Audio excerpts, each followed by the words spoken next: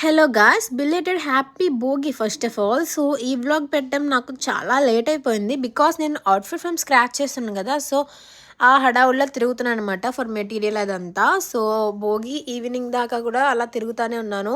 At లాస్ట్కి అయితే నాకు మెటీరియల్ అయితే దొరికేసింది అనమాట. సో భోగి కాబట్టి మనం ట్రెడిషనల్ పద్ధతిలో స్నానం చేయాలి. సో అందుకని కట్టెల పొయ్యి మీద వేడి నీళ్ళు పెట్టుకొని తర్వాత ఇలా మా అమ్మమ్మ నాకు కోకోనట్ ఆయిల్ రాస్తుందనమాట తలకి.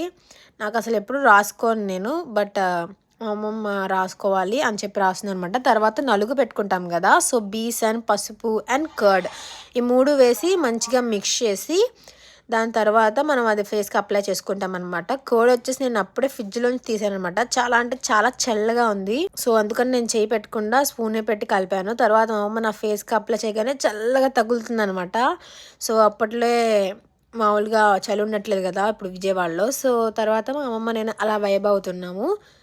తర్వాత నా డ్రెస్కి పసుపు పెట్టేసి డ్రెస్ వేసేసుకొని తర్వాత అయితే అన్నం అయితే తింటున్నాను. ఇది వచ్చేసి ఈరోజు ముద్దపప్పు ఆవకాయ నెయ్యి అనమాట. సో ఎంతమందికి బిర్యానీయా, ముద్దపప్పు ఆవకాయ నెయ్యి అంటే ఏం చూస్ చేసుకుంటారో కామెంట్ చేసేయండి. ఇది వచ్చేసి అవుట్ఫిట్ ఫ్రమ్ స్క్రాచ్ కోసం అని చెప్పి నేను బయటకు వచ్చాను అనమాట. ఈ బ్లాగ్ నెక్స్ట్ వ్లాగ్లో వస్తుంది. షేర్ చేయండి.